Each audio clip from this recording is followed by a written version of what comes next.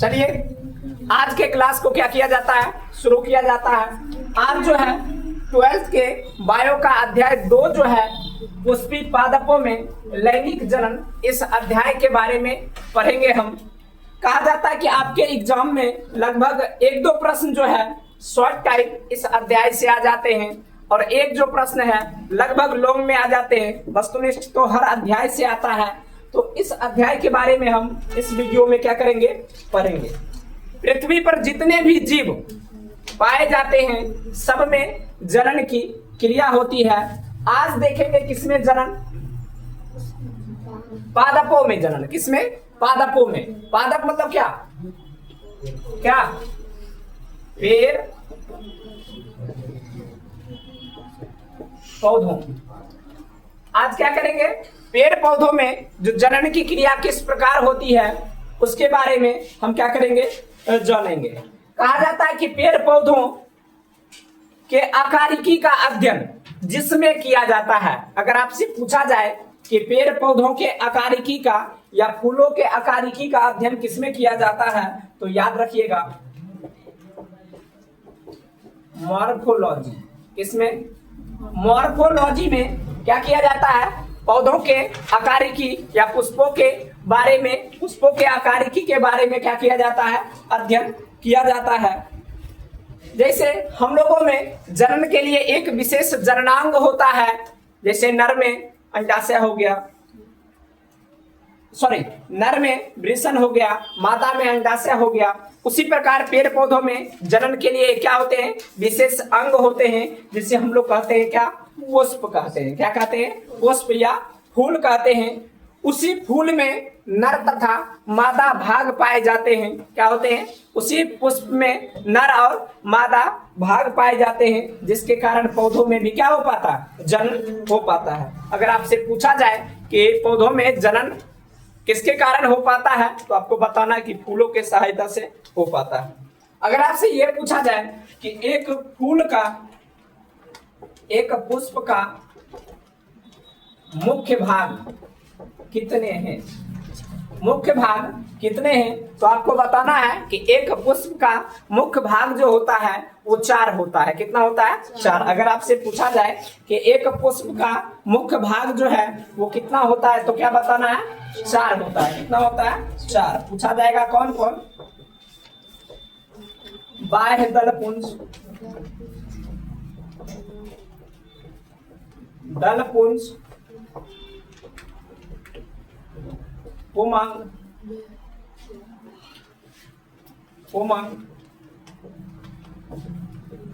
और जयांग।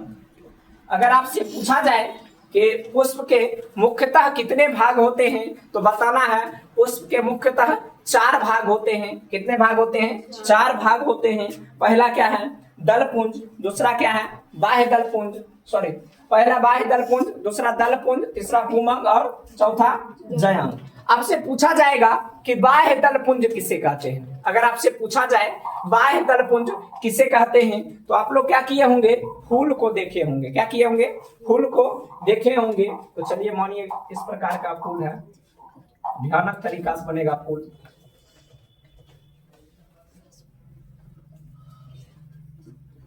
इस प्रकार का फूल है। क्या है? फूल है। फूल के ये जो बाहरी भाग होते हैं इसको कहा जाता है क्या, बाह्य दलपुंज कहा जाता है। क्या कहा जाता है? बाह्य दलपुंज कहा जाता है।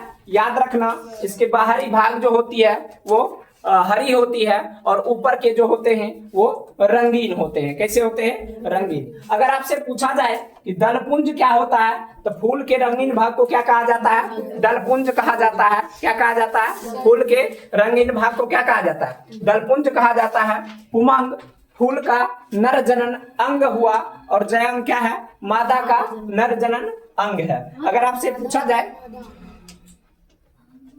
पूछा जाए कि फूल के कितने अंग होते हैं तो बताना मुख्यतः 4 अंग होते हैं, बाह्य दलपुंज, दलपुंज, पुमंग और जयांग। पुमंग क्या होता है तो नर का जननांग होता है और जयांग क्या होता है, स्त्री का जननांग या मादा का जननांग होता है। किसमें? पुष्पों में। किसमें? पुष्पों में। अब देखेंगे हम पुंकेसर के बारे में। किसके बारे में? पुंकेसर के बारे में।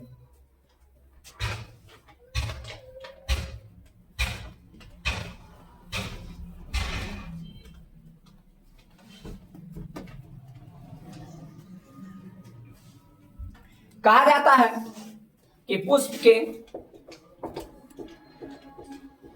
दल चक्र से ढके, पुष्प के दल चक्र से ढके भाग को कहते हैं पुमंग। क्या कहते हैं? पुष्प के दल चक्र से ढके भाग को क्या कहा जाता है? पुमंग कहा जाता है। क्या कहा जाता है? पुमंग कहा जाता है। और ये क्या होता है?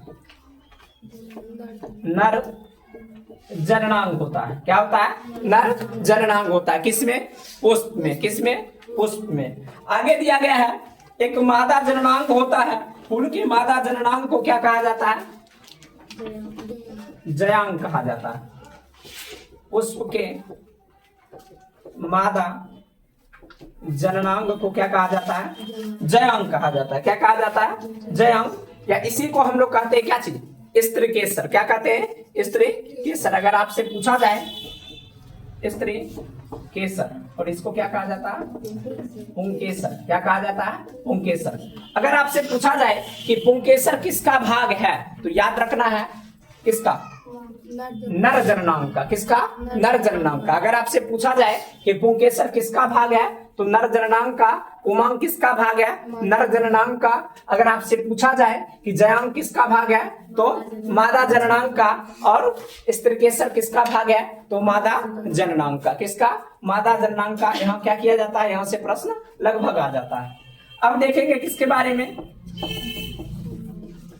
पुमांग के बारे में। किसके बारे में? पुमांग के बारे में। कहा जाता है पुमांग,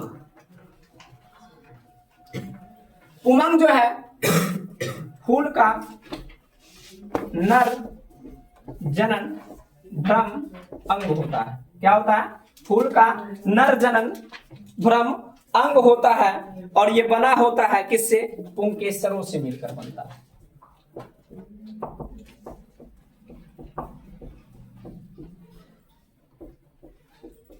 किससे मिलकर बना होता है? पुंकेसरों से मिलकर क्या बना होता है? पुमंग बना होता है। क्या बना होता है? पुमंग। पुमंग का निर्माण किससे होता है? पुंकेसरों के सहायता से होता है। अगर आपसे पूछा जाए कि पुमंग क्या है, तो याद रखना है पुमंग नर जनन अंग है। किसका? फूलों का। किसका है? फूलों का। पुंकेसरों से मिलकर क्या बनता है? पुमंग बनता है। और कहा जाता है ये जो पुंकेसर हैं ये कितने भाग में व्यक्त होते हैं? तो 3 भाग में। कितने भाग में? 3 भाग में। अगर आपसे पूछा जाए कि पुंकेसरों को कितने भागों में विभाजित किया जाता है? 3 भाग में। पुंकेसर के कितने भाग होते हैं? 3 भाग। पुंकेसरों से मिलकर क्या बना होता है? तो याद रखना क्या बना होता है? पुमंग बना होता है। क्या बना होता है? पुमंग। इसके 3 भाग कुछ इस प्रकार के हैं। पहला योजी, पुंग तंतु, योजी और परागकोश। क्या? पुंग तंतु, योजी और परागकोश। अगर आपसे पूछा जाए कि पुंग तंतु, योजी और परागकोश किसकी संरचना है, तो याद रखना है, बताना है कि किसकी संरचना है? पुंकेसर की। किसके? पुंकेसर की। और पुंकेसर फूल में क्या होता है? नर जनन अंग होता है। क्या होता है? नर जनन अंग होता है। जिससे किसका निर्माण होता है? पुमंग का निर्माण होता है। किसका निर्माण होता है? पुमंग का निर्माण होता है। अगर आपसे पूछा जाए कि पुंग तंतु क्या है, तो फूलों में डंठल नुमा संरचना। फूलों में डंठल नुमा संरचना जो होता है उसे क्या कहा जाता है? पुंग तंतु कहा जाता है। क्या कहा जाता है? पुंग तंतु। अगर आपसे पूछा जाए कि पुंग तंतु किसे कहते हैं, तो याद रखना है कि फूलों में क्या होता है? डंठल नुमा संरचना होता है, जिसे क्या कहते हैं? पुंग तंतु कहते हैं। बेचारी पूरा सदमा चल गई है। आगे दिया गया है क्या चीज? योजी। क्या दिया गया है? योजी। याद रखना है कि सबसे पहले परागकोश लिखते हैं। पुंग तंतु के ऊपर एक संरचना होती है जिसे कहा जाता है क्या चीज? परागकोश कहा जाता है। क्या कहा जाता है? परागकोश। अगर आपसे पूछा जाए कि परागकोश किसे कहते हैं, तो पुंग तंतु के ऊपर क्या होता है? एक संरचना होता है जिसे क्या कहा जाता है? परागकोश कहा जाता है। क्या कहा जाता है? परागकोश। और इसी परागकोश के अंदर बनता है क्या चीज? परागकण। किसका निर्माण होता है? प्राग कण का। किसका निर्माण होता है? प्राग कण का। आपसे पूछा जाएगा कि प्राग कण का निर्माण कहाँ होता है, तो बताना है क्या कि प्राग कोश में। कहाँ होता है? प्राग कोश में। पूछा जाएगा प्राग कोश किसका भाग है, तो याद रखना किसका? उमंग का। किसका? उमंग का। या उमंग से बनता है क्या? ये पुंकेसर से बनता है क्या? उमंग। तो पूछा जाएगा किसका भाग है, तो बताना पुंकेसर का। किसका भाग है? पुंकेसर का। पुंकेसर का ही भाग क्या होता है? प्रागकोश होता है। और प्रागकोश में किसका निर्माण होता है? प्रागकण का निर्माण होता है। किसका निर्माण होता है? प्रागकण का। कहा जाता है कि प्रागकोश जो है वो चतुष्कोणीय संरचना में विभक्त होता है। पूछा जाएगा कि प्रागकोश की संरचना कैसी होती है, कैसी होती है? चतुष्कोणीय। क्या? चतुष्कोणीय। चतुष्कोणीय मतलब क्या? ये चार भागों में क्या होते हैं? विभक्त होते हैं। चार पालियों में विभक्त होते हैं। अगर आपसे पूछा जाए कि प्रागकोश की संरचना कैसी होती है, तो याद रखना है कि ये चतुष्कोणीय इनकी संरचना होती है। ये चार पालियों में क्या होते हैं? विभक्त। मतलब चार छोटे छोटे भाग होते हैं कुछ इस प्रकार के। कितने भाग? चार भाग। कितने भाग? चार भाग। और इसी के अंदर किसका निर्माण होता है? परागकण का निर्माण होता है। तो ये जो चतुष्कोणीय संरचना है ये चार भागों में विभक्त होता है। इसके दो पालियों को क्या कहा जाता है? योजी कहा जाता है। क्या कहा जाता है? दो पालियों को क्या कहा जाता है? योजी। और इसके एक भाग को क्या कहा जाता है?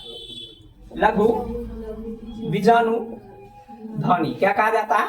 लघु बीजाणु ध्वनि। अगर आपसे पूछा जाए कि लघु बीजाणु ध्वनि किसे कहते हैं, तो याद रखिएगा जब परागकोश क्या होता है? चार भागों में विभक्त होता है, चतुष्कोणीय संरचना में विभक्त होता है, तो इसके एक भाग को क्या कहा जाता है? लघु बीजाणु ध्वनि। और इसके दोनों पालियों को क्या कहा जाता है? एक पाली ये और एक पाली ये। इसको क्या कहा जाता है? योजी कहा जाता है। क्या कहा जाता है? योजी। क्वेश्चन ऐसा आ जाता है कि प्रागकोश या पुंकेसर के बारे में लिखे, सॉरी प्रागकोश नहीं, उमंग के बारे में लिखे। किसके बारे में लिखे? उमंग के बारे में। तो कैसे लिखना है अगर लॉन्ग टाइप क्वेश्चन आ जाता है? तो सबसे पहले लिखना है कि पुमंग फूल का क्या होता है? नर जनन भ्रम अंग होता है या नर जननांग होता है। यह पुंकेसरों के सहायता से मिलकर बना होता है। किसके सहायता से? पुंकेसरों के सहायता से मिलकर बना होता है। पुंकेसर के मुख्यतः कितने संरचना होते हैं? तीन संरचना होते हैं। पहला पुंतंतु, दूसरा योजी, तीसरा परागकोश। फूल के ऊपर एक क्या होता है? डंठल नुमा संरचना होता है जिसे कहा जाता है क्या चीज? पुंतंतु कहा जाता है। क्या कहा जाता है? पुंतंतु। अगर आपसे पूछा जाए कि परागकोश किसे कहते हैं, तो पुंतंतु में एक ऊपरी भाग की जो संरचना होती है, ऊपर जो संरचना होती है उसे कहा जाता है क्या चीज? परागकोश कहा जाता है। और इसी के अंदर किसका निर्माण होता है? परागकण का निर्माण होता है। किसका निर्माण होता है? परागकण का निर्माण होता है। ये जो परागकोश है वो क्या होता है? चतुष्कोणीय संरचना, मतलब चार भागों में क्या होते हैं? विभक्त होते हैं। चार भाग को मुख्यतः कितने पालियों में बांटा जाता है? दो पालियों में। और इसी दोनों पाली को क्या कहा जाता है? योजी कहा जाता है। क्या कहा जाता है? योजी। और इसके एक एक जो भाग है उसे क्या कहा जाता है? लघु बीजाणु ध्वनि कहा जाता है। क्या कहा जाता है? लघु बीजाणु ध्वनि। तो अगर पूछा जाए कि पुंकेसर या पुमंग के बारे में लिखें तो क्या करना है? इस प्रकार उसको लिखना। आगे देखेंगे जयांग के बारे में। समझ आ रहा है? जिसका क्लास पीछे छूट गया था, पीछे बालक आराम समझ, जिसका छूटा हुआ क्लास था। चलो आगे है। ये जो परागकोश जो होते हैं इसमें कितने कोष्ठक होते हैं? चार। अगर आपसे पूछा जाए कि परागकोश में कोष्ठकों की संख्या, परागकोश में कोष्ठकों की संख्या कितनी? चार। कितने? चार। परागकोश में कोष्ठकों की संख्या कितनी? चार। कहा जाता है कि लघु बीजाणु ध्वनि जो है वो विकसित होकर बनाती है क्या? परागपुटी। क्या बनाती है? परागपुटी। अगर आपसे पूछा जाए कि लघु बीजाणु ध्वनि विकसित होकर क्या बनती है? विकसित होकर क्या बनती है? परागपुटी बनती है। क्या बनती है? परागपुटी। अगर आपसे पूछा जाए कि लघु बीजाणुधानी जो है वो विकसित होकर क्या बनती है, तो याद रखना क्या बनती है? परागपुटी। और प्रत्येक परागपुटी में क्या भरे होते हैं? परागकण। कहाँ? अगर पूछा जाए कि परागकोश के किस भाग में परागकण भरे होते हैं, तो इसी में क्या होते हैं? परागकण भरे होते हैं। क्या होते हैं? इसी में परागकण भरे होते हैं। किसमें? परागपुटी। चलिए आगे का जो संरचना है लघु बीजाणु जनन, लघु बीजाणु जनन या माइक्रो स्पोरोजेनेसिस, माइक्रो स्पोरोजेनेसिस। ये सब जो प्रश्न है वो कैसे पूछा जाएगा, तो याद रखिएगा, जब आपसे कह दिया जाएगा कि निम्न पर टिप्पणी लिखें, लॉन्ग टाइप जो प्रश्न आता है उसमें लगभग 4 पॉइंट दे दिया जाता है और कहा जाता है कि इस चारों पॉइंट के बारे में लिखें। क्या करें? इस चारों पॉइंट के बारे में लिखें या 5 पॉइंट के बारे में लिखें। जब आप 5 पॉइंट के बारे में लिख दीजिएगा तभी आपको मिलेगा कितना नंबर? 5 नंबर। तो वहां जो है इस प्रकार का प्रश्न जो है वन लाइनर जो है वो पूछा जाता है कि अगर आपसे पूछा जाए कि लघु बीजाणु जनन किसे कहते हैं, तो याद रखिएगा कि लघु बीजाणु मातृ कोशिका जो है वो जनन कोशिका के रूप में काम करती है। किस कोशिका के रूप में काम करती है? लघु बीजाणु मातृ कोशिका जो है वो जनन कोशिका के रूप में काम करती है। तब उसमें अर्धसूत्री विभाजन होता है। क्या होता है? तब उसमें अर्धसूत्री विभाजन होता है और इसमें 4 अगुणित स्पोर्स का निर्माण होता है। कितने? 4 अगुणित स्पोर्स के निर्माण होते हैं और इसे ही कहा जाता है क्या? Micro sporogenesis. जब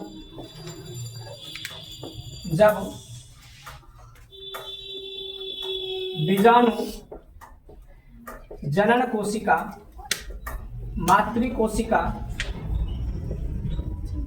के रूप में कार्य करती है, के रूप में कार्य करती है, तो 4 अगुणित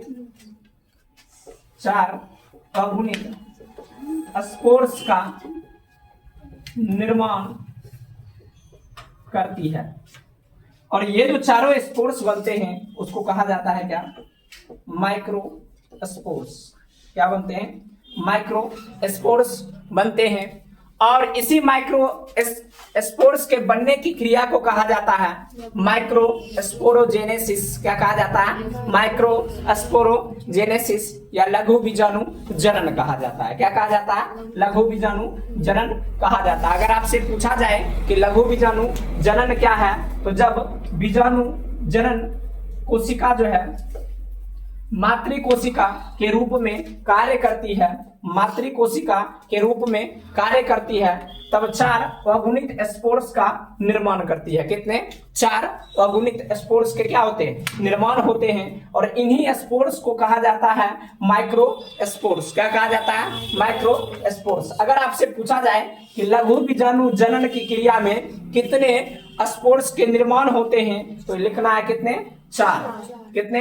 4। और ये चारों स्पोर्स जो होते हैं क्या होते हैं? अगुणित होते हैं। क्या होते हैं? अगुणित। ये जो स्पोर्स बनते हैं उसको क्या कहा जाता है? माइक्रो स्पोर्स कहा जाता है। क्या कहा जाता है? माइक्रो स्पोर्स कहा जाता है। अगर आपसे पूछा जाए कि लघु बीजाणु जनन में कितने माइक्रो स्पोर्स बनते हैं, तो याद रखिएगा 4 माइक्रो स्पोर्स बनते हैं। ये अगुणित होते हैं। इन्हीं के बनने की क्रिया को क्या कहा जाता है? लघु बीजाणु जनन कहा जाता है। क्या कहा जाता है? लघु बीजाणु जनन कहा जाता है। कहा जाता है कि पराग मातृ कोशिका या लघु मातृ कोशिका द्विगुणित होते हैं। क्या होते हैं? पराग मातृ कोशिका। आपसे पूछ दिया जाएगा वस्तुनिष्ठ में कि पराग मातृ कोशिका या लघु बीजाणु मातृ कोशिका क्या होते हैं, तो याद रखिएगा द्विगुणित। क्या होते हैं? द्विगुणित होते हैं। अगर आपसे वस्तुनिष्ठ में इस प्रकार का प्रश्न आए कि पराग मातृ कोशिका या लघु बीजाणु मातृ कोशिका क्या होते हैं, कैसे होते हैं, तो क्या हो जाएगा? द्विगुणित होते हैं। क्या होते हैं? द्विगुणित होते हैं। इसी पराग मातृ कोशिका से अर्धसूत्री विभाजन होता है। क्या होता है? इसे पराग मातृ कोशिका से क्या होता है? इसी पराग मातृ कोशिका से अर्धसूत्री विभाजन होता है। जैसे हम लोगों में क्या विभाजन की कौन सी प्रक्रिया होती है जनन में, तो अर्धसूत्री विभाजन होती है। और लैंगिक जनन वाले जितने भी हैं उसमें क्या होता है, समसूत्री विभाजन, जिसमें नर अलग नहीं होते हैं, नर मादा अलग अलग नहीं होते हैं, उसमें विभाजन की जनन की कौन सी विभाजन होती है, तो समसूत्री विभाजन होती है। क्या होती है, समसूत्री विभाजन। और जिसमें नर और मादा क्या होते हैं, अलग अलग होते हैं, उसमें क्या होता है, अर्धसूत्री विभाजन होता है। तो कहा जाता है कि प्राग मातृ कोशिका में अर्धसूत्री विभाजन से बनता है क्या, लघु बीजाणु बनता है। क्या बनता है, लघु बीजाणु बनता है। और इसी को कहते हैं लघु बीजाणु जनन। क्या कहते हैं, लघु बीजाणु जनन या माइक्रो स्पोरोजेनेसिस। क्या कहा जाता है, माइक्रो स्पोरोजेनेसिस। क्या होता है, प्राग मातृ कोशिका में अर्ध विभाजन के फलस्वरूप, अर्धसूत्री विभाजन के फलस्वरूप लघु बीजाणु का निर्माण होता है। इसे ही कहा जाता है क्या, लघु बीजाणु जनन या माइक्रो स्पोरोजेनेसिस। क्या कहा जाता है, माइक्रो स्पोरोजेनेसिस कहा जाता है। अगर आपसे पूछा जाए कि लघु बीजाणु ध्वनि की संरचना कैसी होती है, तो याद रखिएगा, लघु बीजाणु ध्वनि, लघु बीजाणु ध्वनि की संरचना होती है क्या, चतुष्कोणीय। क्या होती है, चतुष्कोणीय। याद रखना है कि लघु बीजाणु ध्वनि की संरचना कैसी होती है, चतुष्कोणीय होती है। कैसी होती है, चतुष्कोणीय होती है। आपके एग्जाम में जो है शॉर्ट टाइप या लॉन्ग टाइप जो क्वेश्चन है वो परेशान नहीं करेगा, 100% आप इसको याद रखिएगा। अच्छा, अगर आपसे पूछा जाए कि लघु बीजाणु की जो संरचना होती है, लघु बीजाणु ध्वनि की संरचना जो होती है चतुष्कोणीय होती है, तो जितने भी बीच बीच में जो भी करवाए जा रहे हैं उसको आप अच्छे तरह से नोट कीजिएगा, याद कीजिएगा, क्योंकि वस्तुनिष्ठ जो है यहीं से बनता है। अगर आप तैयार नहीं कीजिएगा तो वस्तुनिष्ठ क्या करेगा, आपके एग्जाम में परेशान करेगा। वस्तुनिष्ठ में आप अगर एक क्वेश्चन को सही करते हैं तो 1 नंबर 100% मिलने वाला है। लेकिन अगर शॉर्ट टाइप या लॉन्ग टाइप लिखते हैं, जरूरी नहीं है कि 2 नंबर का है तो आपको 2 नंबर मिल ही जाएगा। तो ज्यादा फोकस किस पर करना है, वस्तुनिष्ठ पर करना है, नंबर वहीं से उठेगा। चलिए आगे देखते हैं। लघु बीजाणु ध्वनि जो होती है उसकी संरचना क्या होती है, चतुष्कोणीय होती है। और ये 4 भित्तियों में क्या होते हैं, विभक्त होते हैं। अगर आपसे पूछा जाए कि लघु बीजाणु ध्वनि की जो संरचना होती है कैसी होती है, जो चतुष्कोणीय होती है, कितने भित्तियों में विभक्त होते हैं, तो 4 भित्तियों में क्या होते हैं, विभक्त होते हैं। हंसी आ रहा है। अच्छा, जीवन में हंसना भी बहुत जरूरी है। अगर बच्चा नहीं हंसता है ना, आगे वाला कहेगा ये कहाँ चला गया, कोमा में चला गया, डिप्रेशन में चला गया ना। हाँ, जीवन में हंसते रहना। 4 संरचना, बाह्य त्वचा, दूसरा मध्य परतें, तीसरा अंतःस्थिसियम, चौथा टैपिटम। अगर आपसे पूछा जाए कि लघु बीजाणु ध्वनि कितने भित्तियों में विभक्त होते हैं, तो 4 भित्तियों में। चारों भित्ति कौन कौन, बाह्य त्वचा, मध्य परतें, अंतःस्थिसियम और टैपिटम। अगर आपसे पूछा जाए कि लघु बीजाणु ध्वनि जो है वो कितने पालियों में विभक्त होते हैं, तो 4। कितने भित्तियों में विभक्त होते हैं, 4। संरचना कैसी होती है, तो चतुष्कोणीय संरचना होती है। कैसी होती है, चतुष्कोणीय संरचना होती है। कहा जाता है लघु बीजाणु ध्वनि की सबसे बाहरी परत, लघु बीजाणु ध्वनि की सबसे बाहरी परत को क्या कहा जाता है, बाह्य त्वचा कहा जाता है। क्या कहा जाता है, बाह्य त्वचा। अगर आपसे पूछा जाए कि बाह्य त्वचा क्या है, तो लघु बीजाणु ध्वनि की सबसे बाहरी परत को क्या कहा जाता है, बाह्य त्वचा कहा जाता है।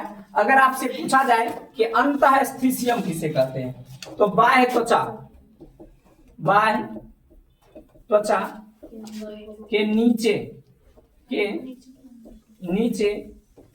के परत को, नीचे के परत को क्या कहा जाता है, अंतःस्थिसियम कहा जाता है। क्या कहा जाता है, अंतःस्थिसियम कहा जाता है। कहा जाता है कि अंतःस्थिसियम कोशिका में पराग कोश के परिपक्व होकर वाले स्थान पर कोशिका भित्ति पतली रहती है। अगर आपसे पूछा जाएगा कि पराग कोश फटता कहाँ है, तो अंतःस्थिशियम में।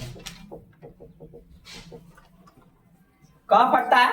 अंतःस्थिशियम में। जहां यह अंतःस्थिशियम पाया जाता है वहां की कोशिका क्या होती है? कमजोर होती है। क्या होती है? कमजोर। और पराग कोश जो है वही क्या होता है? फटता है, जिसके कारण क्या निकल पाता है?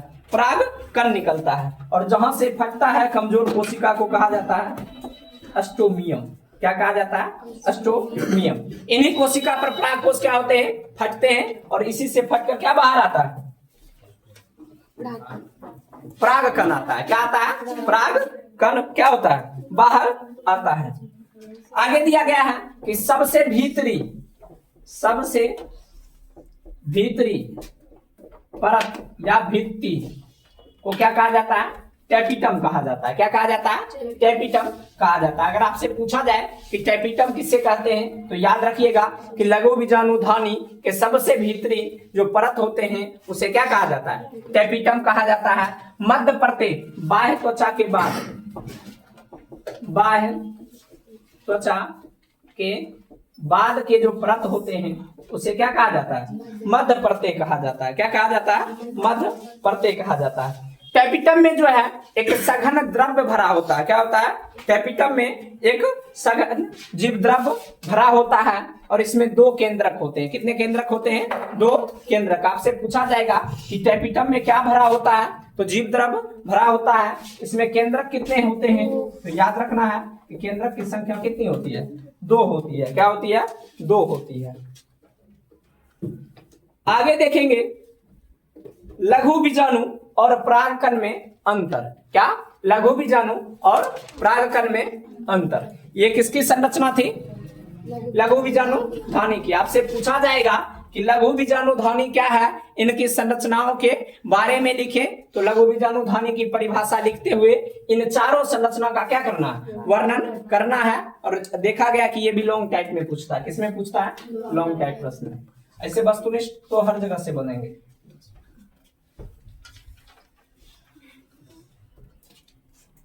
आगे लघु बीजाणु और परागकण में अंतर। क्या? लघु बीजाणु और परागकण में अंतर। कहा जाता है लघु बीजाणु नर युग्मकोद्भिद का प्रथम कोशिका होता है। क्या होता है? प्रथम कोशिका किसका? नर युग्मकोद्भिद का। किसका? नर युग्मकोद्भिद का प्रथम कोशिका होता है क्या? लघु बीजाणु। क्या होता है? लघु बीजाणु। जब लघु बीजाणु के चारों ओर भित्ति बन जाती है तो वही बनता है क्या? क्या बनता है? परागकण बनता है। क्या बनता है? परागकण। आपसे पूछा जाएगा कि परागकण का निर्माण किससे होता है? लघु बीजाणु से। किससे? लघु बीजाणु से। जब इसके चारों ओर क्या बनते हैं? भित्ति। चारों ओर क्या बनती है? भित्ति। तब ये बनाता है क्या? परागकण। क्या बनाता है? परागकण। आपसे पूछा जाएगा कि परागकण का निर्माण किससे होता है, तो याद रखना किससे होता है? लघु बीजाणु से होता है। किससे होता है? लघु बीजाणु से होता है। लघु बीजाणु क्या है? तो नर युग्मकोद्भिद का प्रथम कोशिका है। क्या है?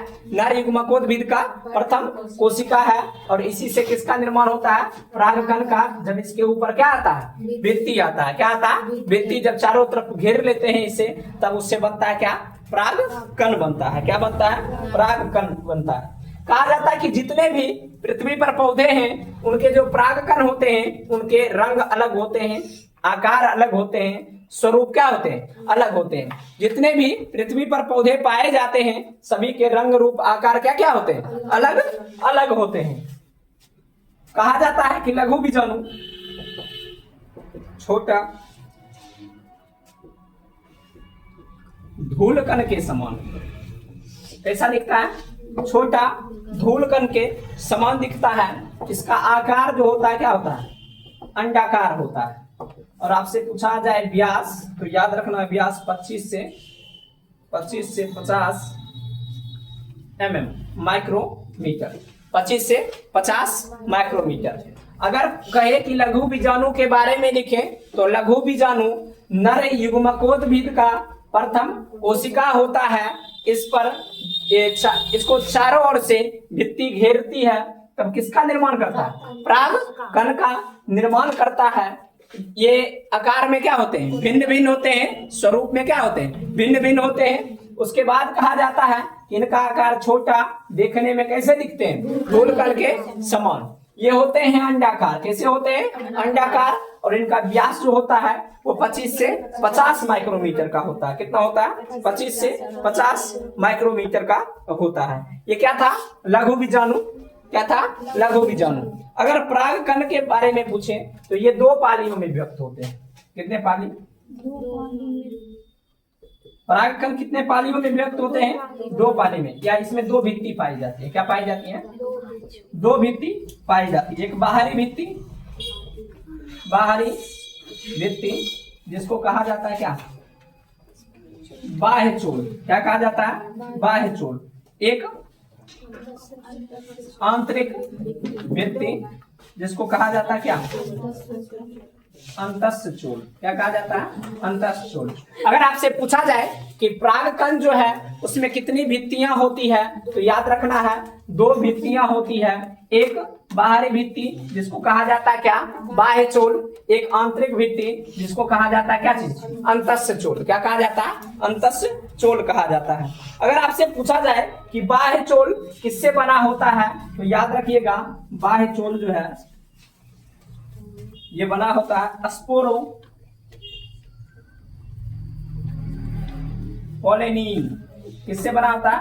स्पोरो पोलेनिन से क्या बना होता है? बाह्य चोल बना होता है। कौन बना होता है? बाह्य चोल बना होता है। किससे? स्पोरो पोलेनिन से बना होता है। अगर यही पूछा जाए कि अंतस्थ चोल किससे बना होता है तो याद रखना है ये जो बना होता है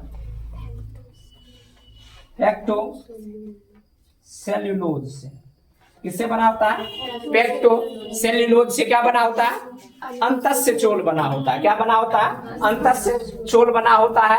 तो उम्मीद है कि अगर आपसे क्या पूछा जाए लघु बीजाणु और पराग कण में अंतर तो आप क्या कर पाएंगे? लिख पाएंगे। क्या कर पाएंगे? लिख पाएंगे। चलिए आगे देखते हैं।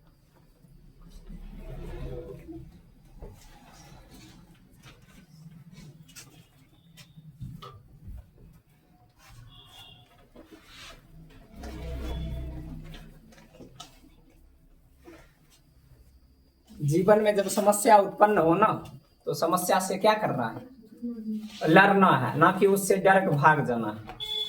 बहुत गर्मी लग रहा है ना, गर्मी में क्या करना है? गर्मी से लड़ना है। क्या करना है? लड़ना है। विद्यार्थी का जीवन वैसे भी क्या होता है? कठिन होता है। अगर विद्यार्थी का जीवन कठिन नहीं हुआ तो वो विद्यार्थी है ही नहीं। जरूरी नहीं है। अब रंग रूप ये थोड़ी देखा जाता है कि किसी व्यक्ति को अगर हम चुनते हैं तो उसके रंग रूपों के आधार पर नहीं चुन सकते। अगर रंग रूपों के आधार पर चुनेंगे तो बैगन दिखता है ना, बाजार में बिकता है, तो कुछ बैगन ऐसे होते हैं जो सीधा होते हैं, सुडोल होते हैं, देखने में अच्छे होते हैं, लेकिन जब काटते तो अंदर क्या होता है? सड़ा हुआ होता है। तो वही जब रंग रूप के आधार पर हम व्यक्ति का चुनाव करेंगे, भले बेचारी नग लटकाए चले, हाँ, लेकिन जब काटेंगे ना तो वो क्या होगी? वो सड़ी होगी। मतलब 1000 बीमारी से ग्रसित, जैसे देख लो क्लास में।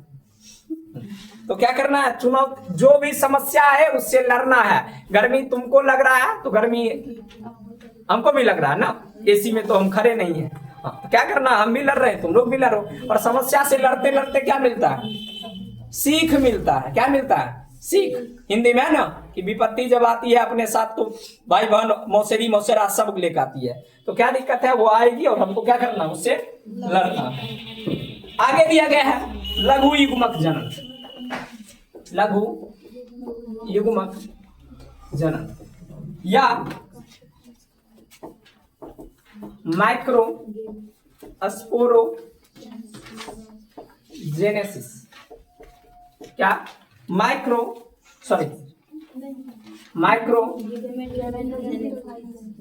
गेमेटोजेनेसिस। Micro gametogenesis. गेमिट्स मतलब क्या? युग्मक। क्या? युग्मक। माइक्रो मतलब छोटा, गैमेट्स मतलब क्या? युग्मक। जेनेसिस मतलब क्या? जनन की क्रियाएं। याद रखना है कि लघु युग्मक जनन या पूछा जाए माइक्रो गैमेटोजेनेसिस, तो ये भी या तो शॉर्ट में पूछ लेगा या लॉन्ग में वही जब पॉइंट बनाकर दिया जाएगा तो उस पॉइंट में क्या किया जाएगा? पूछा जाएगा। कहा जाता है प्रागकण में पूर्ण विकसित, प्रागकण में पूर्ण विकसित नर युग्मकोद्भिद, प्रागकण में पूर्ण विकसित नर युग्मकोद्भिद बनने तक की क्रिया को मिलाकर जो किसका निर्माण होता है? युग्मक का निर्माण होता है। किसका निर्माण होता है? युग्मक। नर युग्मकोद्भिद ये क्या है? नर का युग्मक है। क्या है? नर का युग्मक है। और इसी के बनने की क्रिया को क्या कहते हैं? लघु युग्मक जनन। क्या कहते हैं? लघु युग्मक जनन या माइक्रो गैमेटोजेनेसिस। तो जरूरी नहीं है कि लघु युग्मक जनन लिखा मिले, ये भी मिला, ये क्या होगा? ये भी लिखा मिल सकता है माइक्रो गैमेटोजेनेसिस। तो आपको कहना क्या है, कैसे लिखना है? तो जब प्रागकण नर युग्मकोद्भिद का क्या करता है? निर्माण करता है, तो इसके बनने में कुछ प्रक्रिया होगा, कोई प्रोसेस होगा, उसी को कहा जाता है क्या? लघु युग्मक जनन कहा जाता है। क्या कहा जाता है? लघु युग्मक जनन कहा जाता है। चलिए आगे दिया गया है कि जितने भी प्रागकण होते हैं उनका इस्तेमाल हम क्या करते हैं? खाने में भी करते हैं। क्या करते हैं? खाने में भी करते हैं। तो पहले आहार से पहले देखेंगे एलर्जी। क्या देखेंगे? एलर्जी। जो प्रागकण होते हैं उनसे क्या होती है? एलर्जी होती है। और कौन कौन सी एलर्जी होती है वो प्रागकण से, ये भी वस्तुनिष्ठ में आ जाते हैं कि प्रागकण से होने वाले एलर्जी का नाम लिखें या बीमारी का नाम लिखें। और क्या होता है? बहुत छोटा होता है। क्या होता है? बहुत छोटा। जो घास वाला है, जो क्या है? घास है, उस पर जो प्रागकण बनेंगे उनकी आकार जो होगी क्या होगी? छोटी होगी।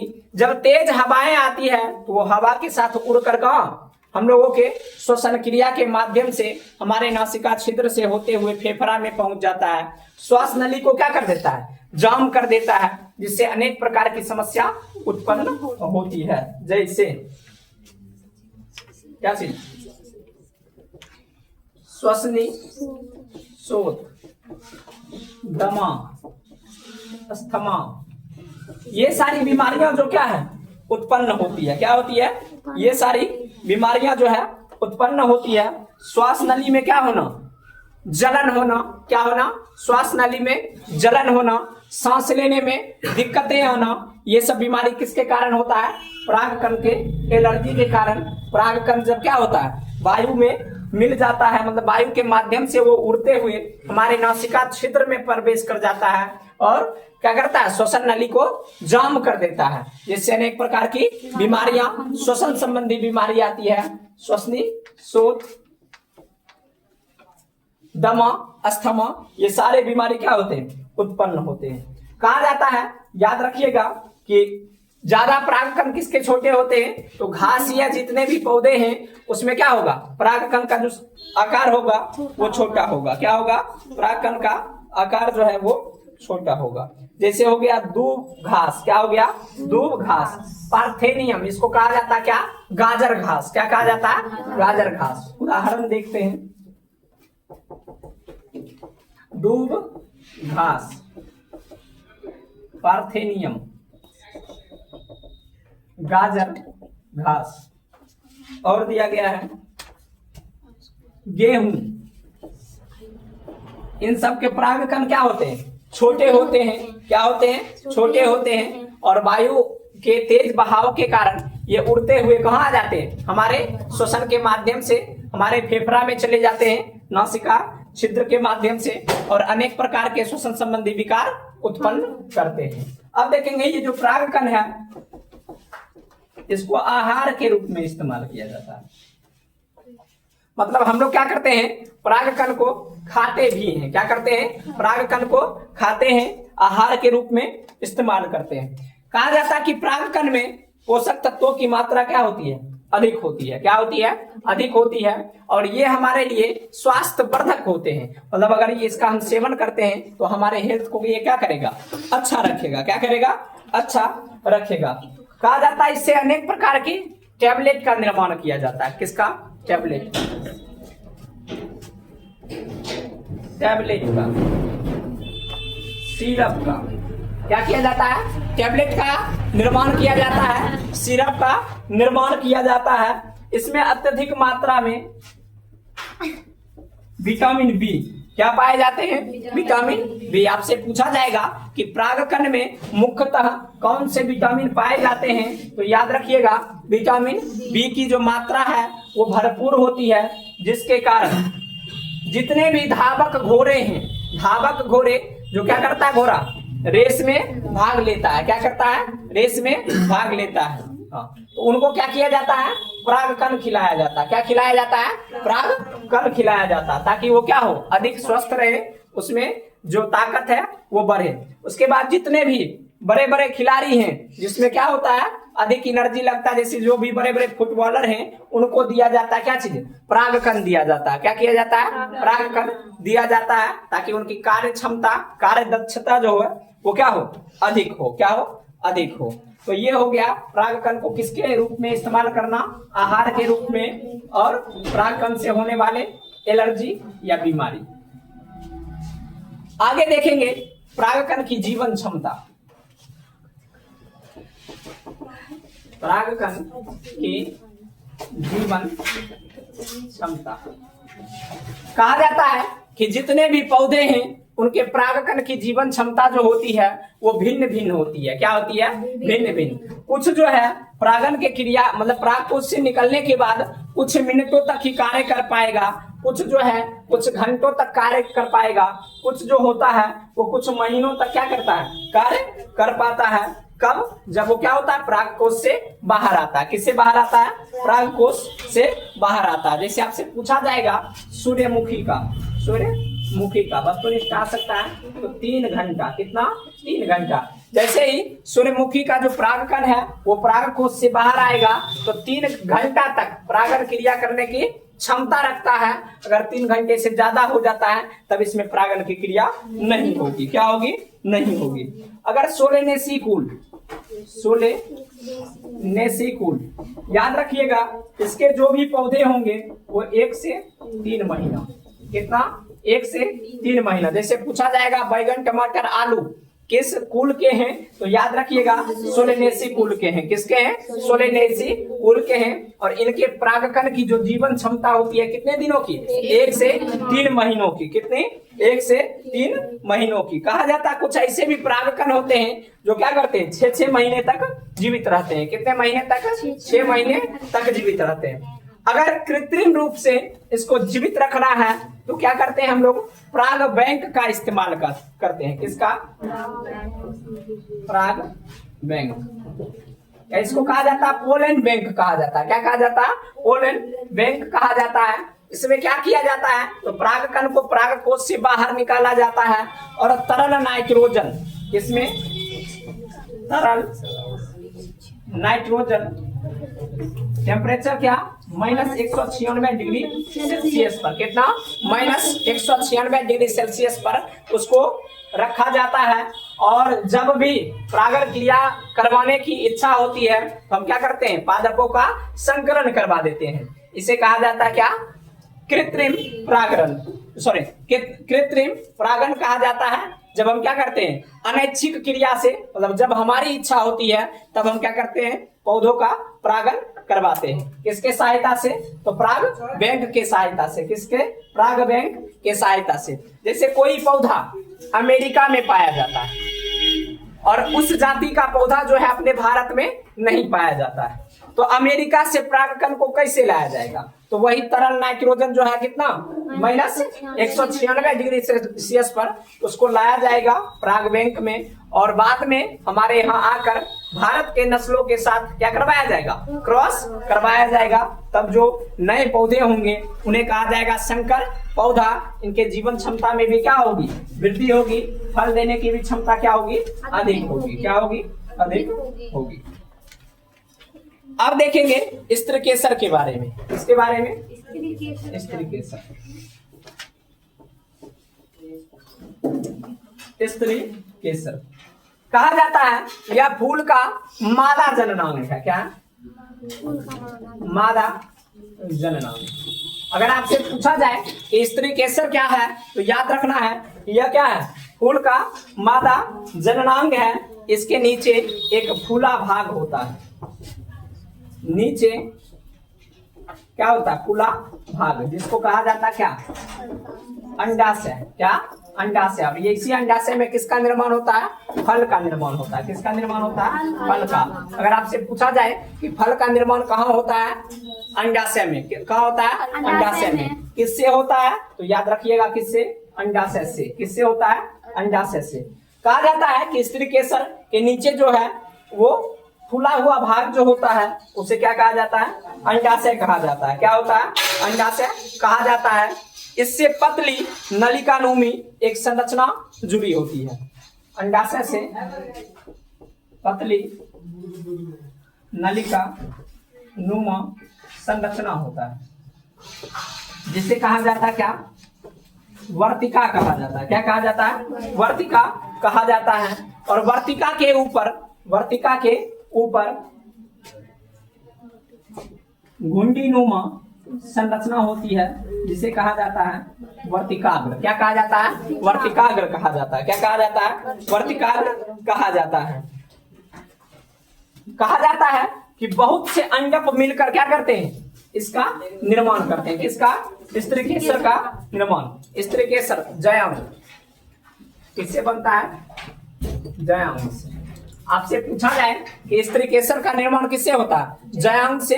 जयांग किससे बनता है, अंडक से। किससे बनता है, अंडक से। बहुत से अंडक मिलकर किसका निर्माण करते हैं, जयांग का। और जयांग किसको बनाते हैं, स्त्री केसर को। किसको बनाते हैं, स्त्री केसर को। अगर आपसे पूछा जाए कि वर्तिका किसका भाग है, नर फूल या मादा फूल, तो याद रखना है मादा फूल का। किसका, मादा फूल का। वर्तिकाग्र किसका भाग है, तो मादा फूल का। अगर पूछा जाए अंडाशय किसका भाग है, मादा फूल का। अंडक किसका भाग है, मादा फूल का। जयांग मादा फूल। तो याद रखना है कि अगर स्त्री केसर के बारे में लिखा जाए तो कैसे लिखना है, स्त्री केसर मादा फूल का क्या होता है, जननांग होता है। यह जयांगों के सहायता से मिलकर बना होता है। इसके नीचे एक फूला हुआ भाग होता है, जिसको क्या कहते हैं, अंडाशय। अंडाशय से एक पतली नलिकानुमा संरचना जुड़ी होती है, जिसे क्या कहते हैं, वर्तिका। वर्तिका के ऊपर एक घुंडीनुमा संरचना होती है, जिसे कहा जाता है क्या चीज, वर्तिकाग्र कहा जाता है। क्या कहा जाता है, वर्तिकाग्र कहा जाता है। तो ये मादा फूलों की संरचना हुई। किसकी संरचना, मादा फूलों की संरचना हुई। कहा जाता है जयांग जब मात्र एक स्त्री केसर से बना होता है तो उसे कहा जाता है एक अंडपी। क्या कहा जाता है, एक अंडपी कहा जाता है। आपसे पूछा जाएगा एक अंडपी किसे कहते हैं, तो जयांग जब एक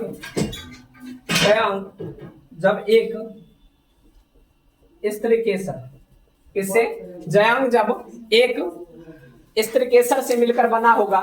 शायद यहाँ उल्टा हो चुका है कि स्त्री केसर से मिलकर बनता है क्या चीज, जयांग। क्या बनता है, जयांग। स्त्री केसर से मिलकर क्या बनता है, जयांग। और जयांग जब अनेक अंडक मिलेंगे तब भी बनाएंगे क्या चीज, जयांग बनाएंगे। क्या बनाएंगे, जयांग। याद रखना है, पीछे थोड़ा गलत हो गया था। तो स्त्री केसर से मिलकर बनता है क्या, जयांग। और जब बहुत से अंडक भी मिलते हैं तब क्या बनाते हैं, जयांग भी बनाते हैं। कहा जाता है जयांग जब एक स्त्री केसर से मिलकर बना होता है उसको क्या कहा जाता है, एक अंडप कहा जाता है, एक अंडपी कहा जाता है। क्या कहा जाता है, एक अंडपी। और बहुअंडपी अगर पूछे तो जयांग जब क्या अनेक स्त्री केसर से मिलकर बना होता है उसे क्या कहते हैं, बहु अंडपी कहते हैं। क्या कहते हैं, बहु अंडपी कहते हैं। उसके बाद कहा जाता है कि जयांग दो प्रकार से हो सकते हैं, तो जुड़ाव के आधार पर। किसके आधार पर, जुड़ाव मिलावट के आधार पर। कितने प्रकार के होते हैं, दो प्रकार के, एक युक्तांडपी एक व्युक्तांडपी। युक्तांडपी और व्युक्तांडपी। जब क्या करना है, जयांग स्त्री केसर, जयांग स्त्री केसर जयांग और स्त्रीकेसर जब आपस में जुड़े होंगे तो उसे क्या कहा जाएगा? युक्तांडपी कहा जाएगा। क्या कहा जाएगा? युक्तांडपी कहा जाएगा। और जब ये दोनों क्या होंगे? अलग अलग होंगे तब इसे कहा जाएगा क्या? व्युत्तांडपी। क्या कहा जाएगा? व्युत्तांडपी कहा जाएगा। ये जो संरचना था किसका था? जयांग का था। किसका था? जयांग का था। कहा जाता है कि अंडाशय के अंदर एक गर्भाशयी गुहा पाया जाता है। इस अंडाशय के अंदर क्या पाया जाता है? एक गर्भाशयी गुहा पाया जाता है। इसमें जो कोष्ठक होते हैं उसमें बीजांड होते हैं। क्या होते हैं? बीजांड होते हैं। और यही गर्भाशय गुहा जो है ये अपरा में अवस्थित होता है। कहाँ अवस्थित होता है? अपरा में अवस्थित होता है। और उसी अपरा में किसका निर्माण होता है? बीजांड का निर्माण होता है। किसका निर्माण होता है? बीजांड का निर्माण होता है। जैसे पूछा जाएगा कि सूर्यमुखी में कितने बीजांड होते हैं तो याद रखना क्या? अनेक बीजांड होते हैं। पपीता में कितने बीजांड होते हैं? तो अनेक बीजांड होते हैं। मतलब जिसमें बीजों की संख्या क्या होगी? अधिक होगी, उसे क्या कहा जाएगा? बीजों की संख्या जो होती है वही होती है क्या चीज? बीजांड। जिसमें अधिक होती है उसको क्या कहा जाता है? जैसे तरबूज के अंदर बीज की संख्या क्या होती है? अधिक होती है, उसमें अधिक पाया जाता है। तो आज का जो क्लास है यहीं पर क्या किया जाता है? समाप्त किया जाता है। अभी जो करवाया गया फूल के मुख्य भाग, इसमें जयांग और उमांग के बारे में बताया गया। अगले क्लास में